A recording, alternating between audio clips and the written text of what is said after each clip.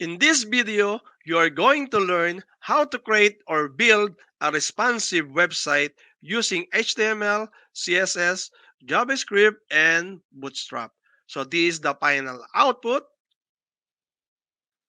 By the way, this is the first part of the two-part videos. May part 2 pa itong video na ito para ipakita sa inyo kung paano gawin itong responsive website. From the very beginning, we have guest lecturer Miss Judy May Bola. Miss Judy May, are you ready? Take it away. Hello everyone, so today I'm going to show you how to make this responsive website with this hover effect using HTML, CSS, JavaScript, and Bootstrap.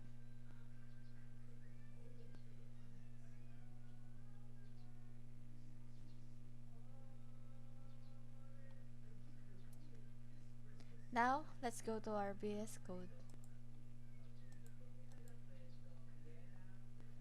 So as you can see here in our VS Code, we already have a folder named grooming since our website is all about the grooming services that Bupets are offering. And so for our HTML file, let's name it grooming. Also, we need style.css. So let's start here in HTML file. So for the title, let's change it to grooming. Now after creating an HTML file, we need to link the fonts, style, and the bootstrap.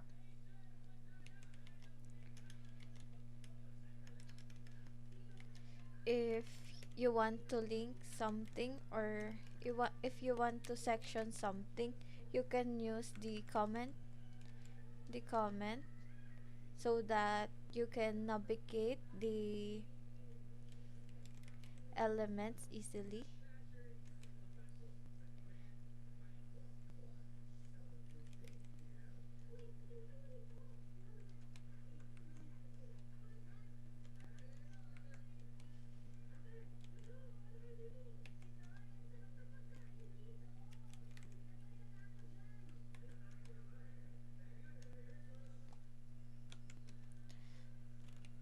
So since ang mga ginamit ko na fonts dito is Bryce, semi-bold, Bryce, semi-bold expanded, and Montserrat, and wala akong downloaded file ng Montserrat, we can go to the Google Fonts to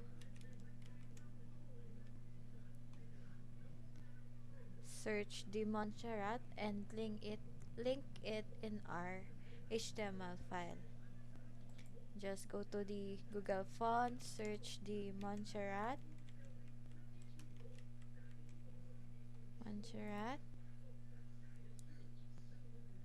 and as you can see, I have already added these styles or selected these styles. And after selecting, mapupunta dito yon lahat ng mga na-select nyo sa review.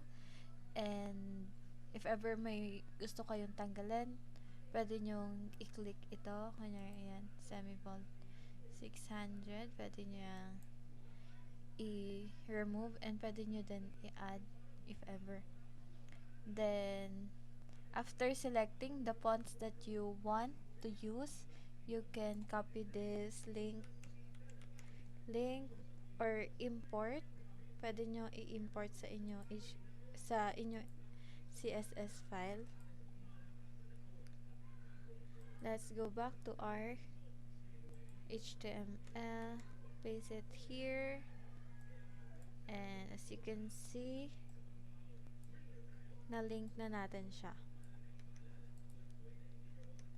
After that, let's also link our style.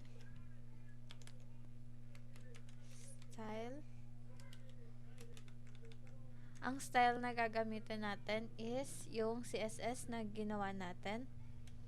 So, let's link that.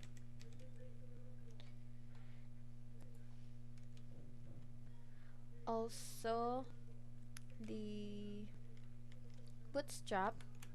We need to link our Bootstrap para mapagana natin siya or para mas maging responsive ang ating web page. So, if maglilink tayo ng Bootstrap, we can go to their website or search Bootstrap sa inyong search bar.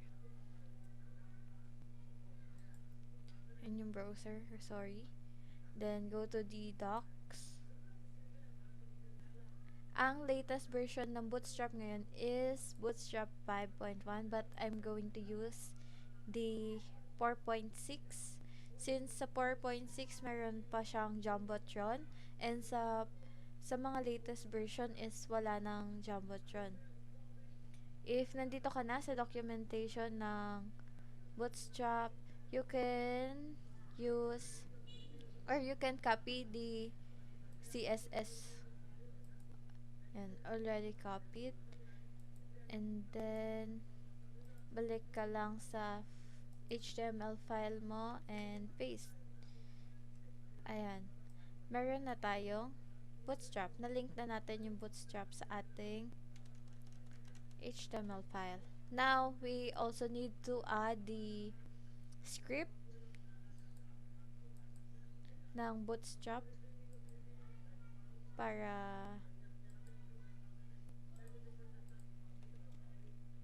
mapagana natin siya. So, ito yung script niya.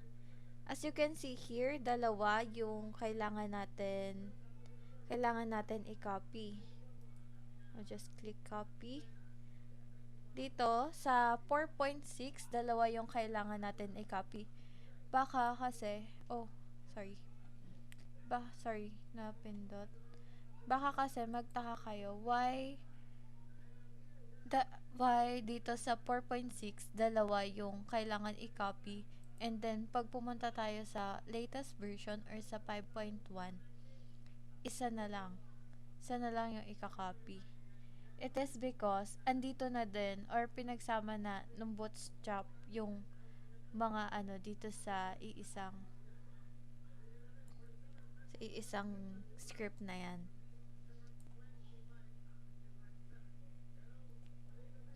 So, if ever na gagawin nyo to, make sure na if i-open nyo yung browser nyo is meron kayong internet. Kasi, ang ginawa natin is kinopy lang natin yung link or online yung link na to.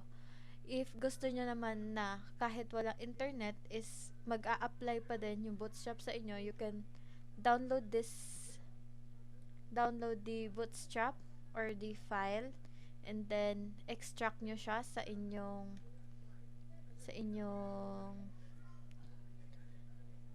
device and then ilalagay nyo siya dun sa mismong folder ng inyong HTML file, then pwede nyo na siya i-link from mula doon. So, let's copy let's paste the script. Yan. And then, ayan, tapos na tayo sa pag-link. Now, let's get to tingnan muna natin yung ating page. Makikita nyo na naka-indent itong section na to. Since yung ating navigation bar is na-discuss na sa isang video, ngayon, ang gagawin na natin is itong main section.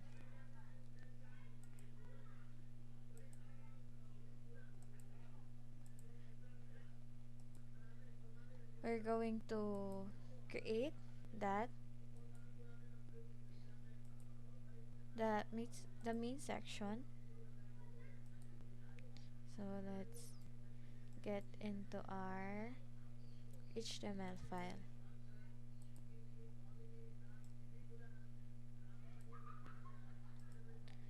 So makikita nyo dito, I'm going to use the container class, and then kasi naka-indent yung ating what you call this, yung main section natin naka-indent, so we're going to use container. If gusto nyo naman maliit lang yung padding mula left and right, you can use container fluid, but today I'm going to use container class. So sorry, I'm going to use container class, and yan, for the title I'm going to use H4 text left para mapunta sa left yung ating, or ma-align sa left yung ating mga text. Then I'm also going to add margin y-axis 5. So itong mga class na to ay embedded siya sa ating Bootstrap, So text left, automatic ma-assign sa left yung mga text pag naglagay kayo ng class text left. And for the margin naman, you can use M1, M2, M3, and hanggang M5. M5 yung pinakamataas, and then meron ding M auto. For yung second letter naman, Y stands for y-axis, X for x-axis, R for right, and L for left, T for top, P for bottom, and then PL. This PL class or P class stands for padding. So, ngayon lalagay tayong P2. Yan. Automatic yan. And then pet grooming. Let's add pet grooming. After that, let's create another div for my5 para may padding siya, ay may margin siya sa taas and baba. Then let's create rows. Row class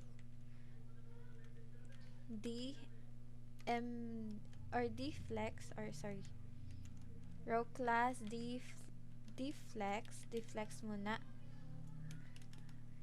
Deflex, if you're going to read it from the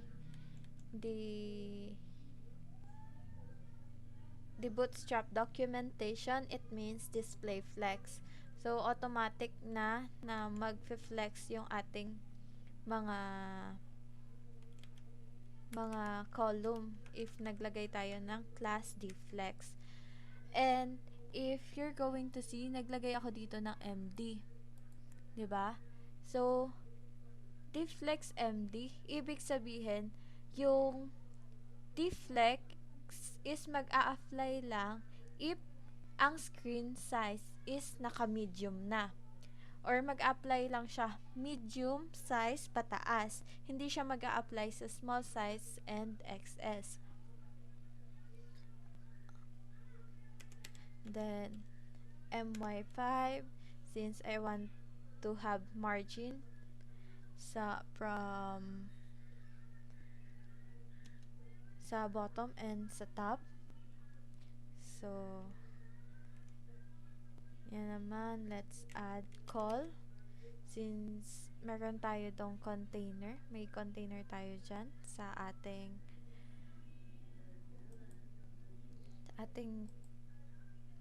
main section.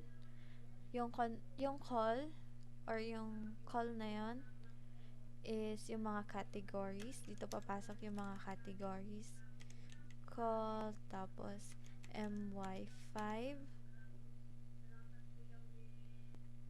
my5, and then let's create a class category. Class category .mx auto. So dito, auto means parang pag sinabi mong mx auto, parang maglalagay ka margin left and right auto. Kasi X is stands for left and right. Y is top and bottom. Then auto means auto. Then P4 because I want a padding 4, something like that. Then margin MD. Margin MD 0. Margin MD 0. If you want na walang margin yung inyong inyong or yung paggagamitan nyo, you can use M0 kasi parang ini-state nun na margin 0. Pero gumamit ako dito ng MD. So, mag-a-apply lang yung margin 0 or mawawalan lang siya ng margin pag medium to extra large or XXL na yung screen size. Then M5. Yan. M5 is mag-apply siya sa small screen pababa. Kasi nga, meron tayong MMD0 or margin medium 0.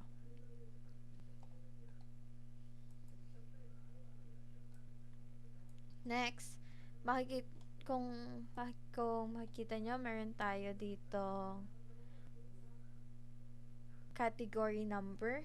Let's use H1 for that. Category number. And then, since mas maliit yung ating category title, let's use H3.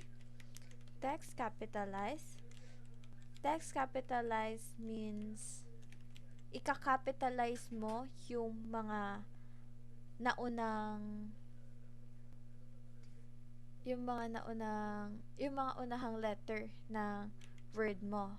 Kahit hindi ka na mag-shift A, shift yung mga naunang letters, ganon. Tapos, MT5, PT3.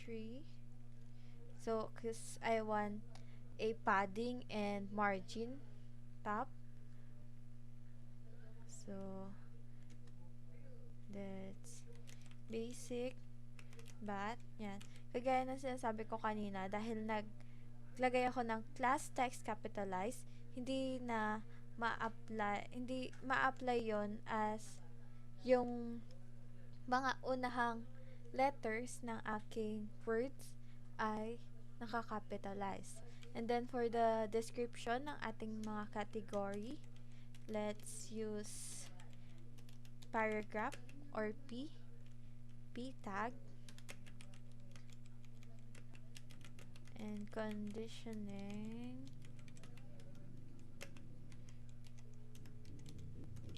blow dry and brush out.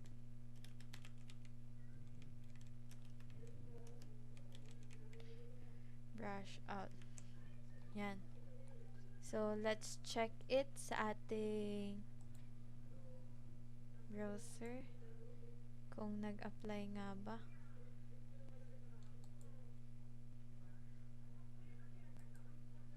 Ayan. Makikita nyo, let's inspect this one.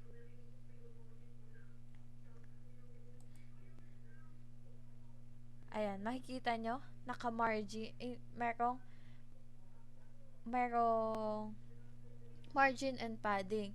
So, for the margin, meron tayong color orange.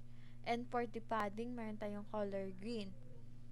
So, for this one, I use MY5. So, makikita nyo ang margin niya is makapal. Yung orange is makapal sa taas and baba because I use MY5. Tapos PL2, makikita nyo may maliit na padding doon. That's the PL2. PL2 yan. And then, for this one,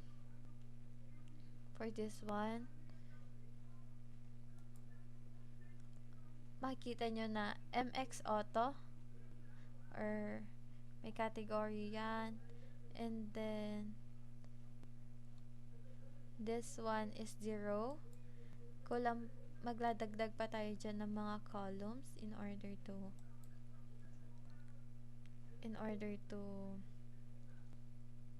complete the row. Ayan, makikita nyo yung mga padding. So, with Bootstrap, napapadali yung ating paglalagay ng padding, margin. Kasi, di ba pag CSS lang ang gamit natin and walang Bootstrap, parang tinatansya pa natin kung gaano ba kalaki yung padding dapat nito. Gaano ba dapat kalaki to or gaano kaliit, ganyan. But with Bootstrap, hindi ka na problema kung gaano kalaki. You can use 5, 1, 2, 3, 4. Yun lang yung pagpipilian mo. Pero if you want talagang sobrang laki, you can use the CSS. Tsaka mo lang i-apply yung CSS. With Bootstrap, ang problemahin mo lang is yung HTML kasi nga, it can help you with your CSS and JavaScript. So, let's go back to our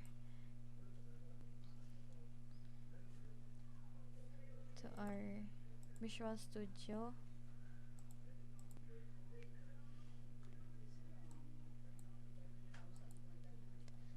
After that, makikita nyo, kung nakita nyo dun sa ating naunang or sa ating example, meron tayo dong row ng mga sizes ng dog or price per size. Price ng ating service per size ng dogs. So, we can use dun row, call 8. Kasi, I use call 8 kasi I want na yung sizes ng dog is, or yung list ng sizes is mas malaki yung space niya kesa sa sizes nung price category. You can use list and style. Then we can also use text capitalize if tinatamad tayong i-capital yung iba. I-capital yung mga letters. Then done. So you can use small dogs, and let's copy this one. Oh, I'm sorry, it is not visible pala.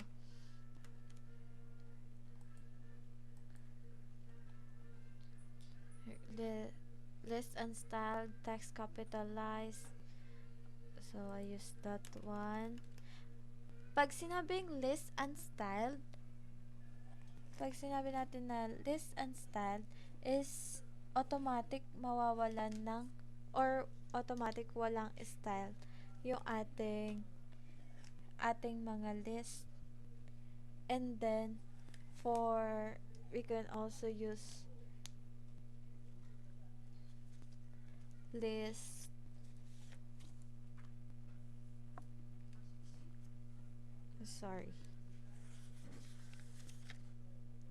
for the list, we can use list unstyled and list inline.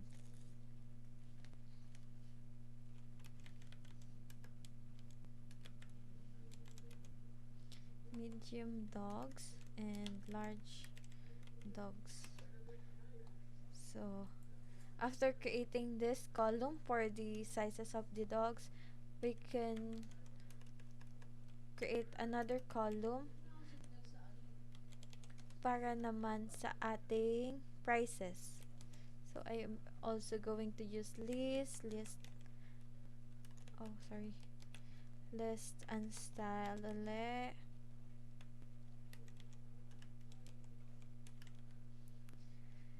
And then let's name this category price.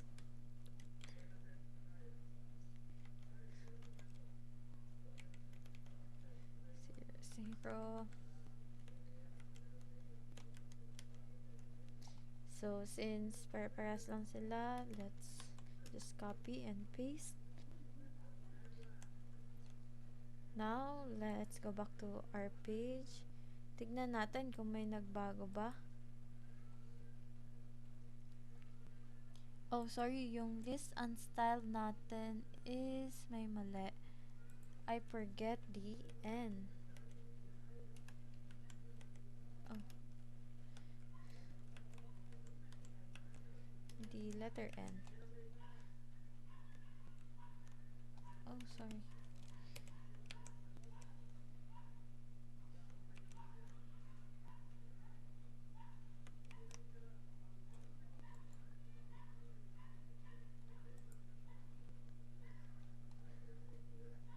So, as you can see, dahil nakalimutan ko yung letter N, nagkaroon kanina ng ano dito, ng parang style, kung paano i-style yung list niya. So, let's inspect.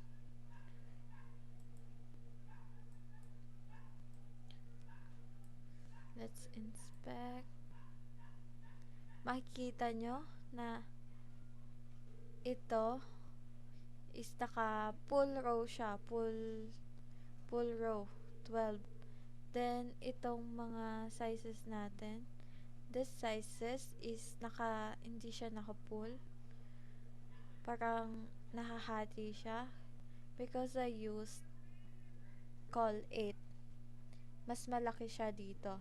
Pag hindi ko siya nilagyan ng call 8, kung hindi ko siya lalagyan ng call 8, let's check it here. Dito sa ating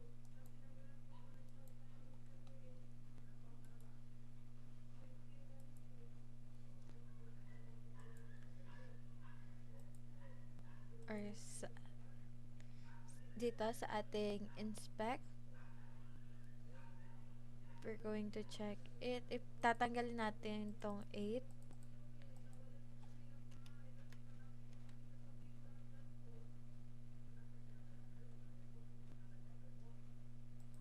makikita natin na hindi na mas malaki to. Hindi na mas malaki yung sa sizes ng dogs. Naging magkalahati na sila. Kasi nagiging automatic na nga yung Bootstrap. Kung magdadagdag ka pa ng isa pang call, edi magiging 3 na yung hati niyan. Hindi na magiging 2. But since dalawa lang yung call, sa gitna lang yung hati or na-divide lang yung ating row sa 2. I hope you understand that. That is the grid system of the Bootstrap. And now, since ang ating yung ibang categories is halos pare-parehas lang naman, let's copy this one.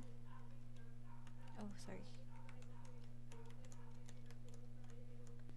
Let's copy for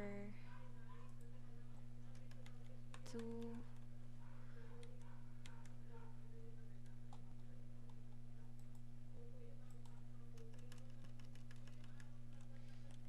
Basic groom.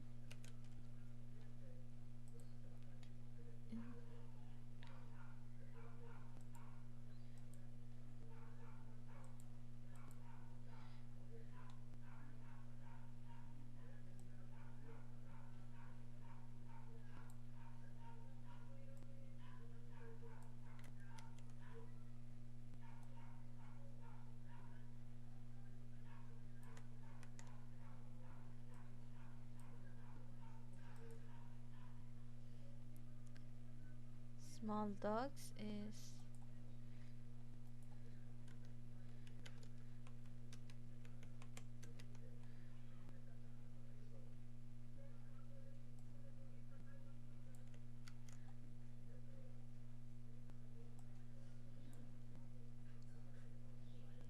sorry.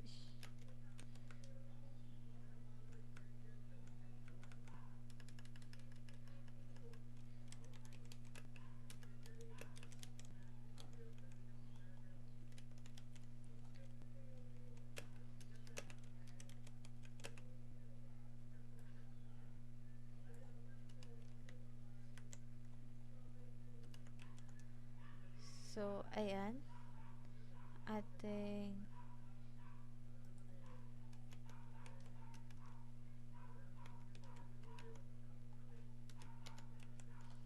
So, I have already created 3 columns and let's check it sa ating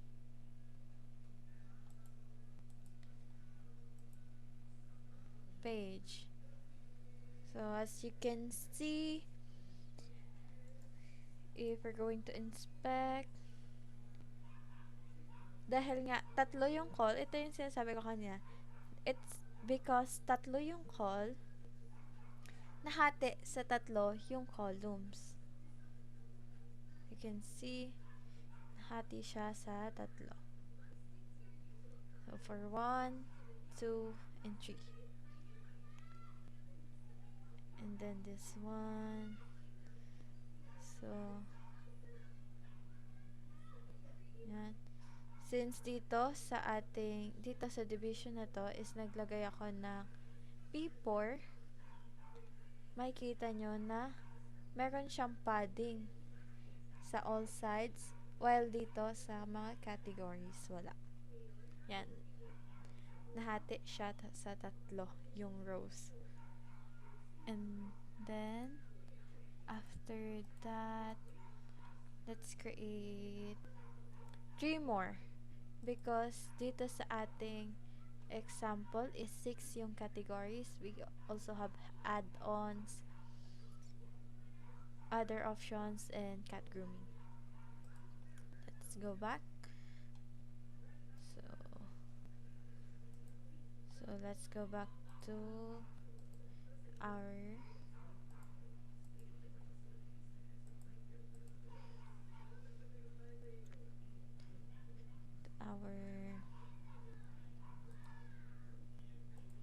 HTML file, and then let's create here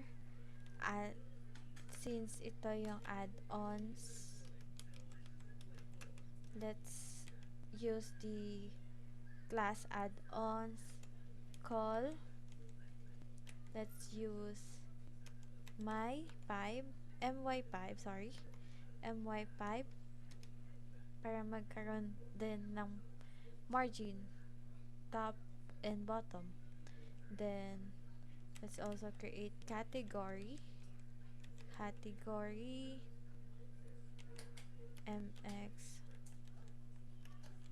mx auto p4 mmd, or basically gayahin lang natin yung sa ibang categories since need natin na maging pare-para sila. So h1 04, then h3, let's create a class here, text capitalize, margin top of 5, then padding top of 3. Then let's state here add-ons,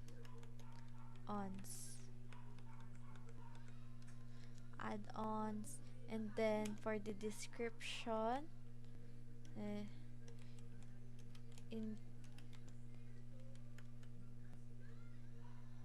includes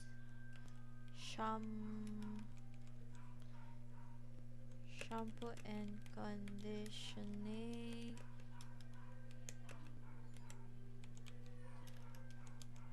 blow dry, and brush out. So after that, or it includes, not in, includes, then list or li, create tayo ng li for the dematting or yung mga type of add-ons. List unstyled uli natin para wala siyang style. And then py1 because we want a little bit of padding sa top and bottom niya. So let's make the matting, and then after that, dahil 'di ba sa dematting natin meron tayong mga prices, then we're going to add row just like what we did sa mga iba pa nating category. Now let's call 8, and then list unstyled, list unstyled. Since hindi tayo gumamit dito ng text capitalization, let's just use ship. Medium dogs. And then dito, list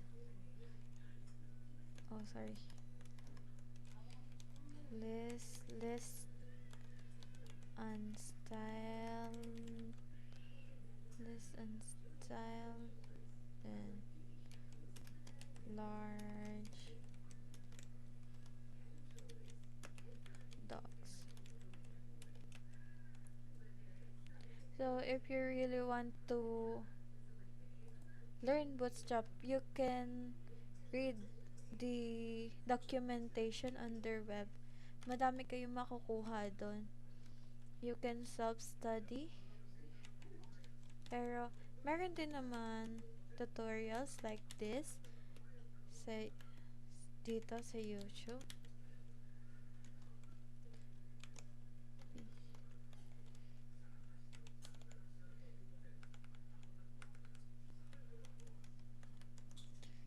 So, for the dog, syempre mas mahal. For larger dogs, mas mahal ang ating dematting. And then,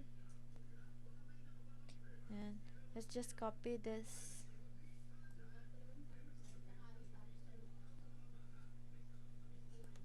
Copy this para sa sa iba pang type ng add-ons. Dematting. Oh, sorry, hindi pala masyado kita ang aking code. Medicated bat. Then for small dogs and large dogs,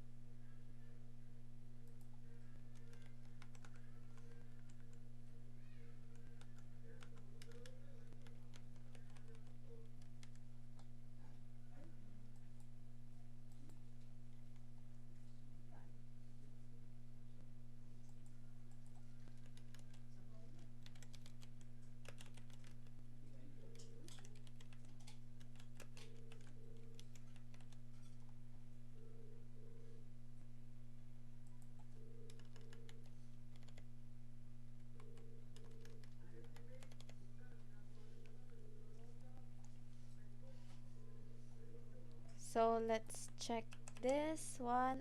I have already created the add-ons. As you can see, nahati na naman siya sa iba pa. Hati na naman ang ating row sa apat since apat na yung row. But it's okay, we're going to adjust it later. Let's finish first the class.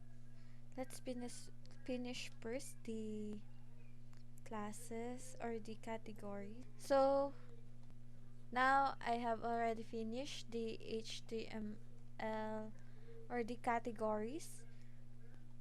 So I also for the others I use for the other option I use the class others, so we can style it since yan. Then H6 for the a la carte, then that one.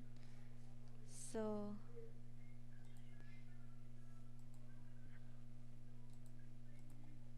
after natin magawa itong HTML, we're going to proceed with the styling. But tignan muna natin kung ano nangyari sa ating web page. So we are done with the first part of our two-part videos. Natapos na yung HTML code. Sa part 2 naman, ang i-discuss yung CSS or yung styling ng ating website. Panoorin nyo yung part 2 para makompleto nyo yung responsive website using HTML, CSS, JavaScript, and Bootstrap. Thank you for watching!